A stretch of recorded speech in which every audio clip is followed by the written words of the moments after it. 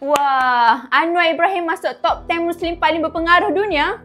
Malaysia dah level global weh. Cerita dia macam ni. Ada satu pusat kajian dekat Jordan, nama dia Royal Islamic Strategic Study Center. Tiap-tiap tahun dia orang buat ranking untuk 500 Muslim paling berpengaruh kat dunia. Dan tahun ni, Anwar Ibrahim naik tangga dari nombor 15 tahun lepas, terus jadi nombor 10. Dalam kategori pemimpin politik Islam pula, dia duduk nombor 7, sebaris dengan Raja Salman, Erdogan dan geng-geng heavyweight yang lain. Diorang puji Anwar sebab lantang bab Palestin, banyak cakap pasal keadilan dan cuba tunjuk Malaysia ni negara Islam yang sederhana tapi still relevant dalam dunia global. Kira macam Malaysia still got it lah bro. Tapi kan, bila berita ni keluar, netizen terus macam satu bangga, satu lagi masih persoalkan harga barang dan sebagainya. Kira orang luar nampak lah kan Malaysia makin naik. Apa-apa pun tahniahlah kat PM. At least nama Malaysia disebut kat luar negara. Tapi kalau boleh, semoga bukan nama je yang naik, tapi taraf hidup kita sekali naik sama.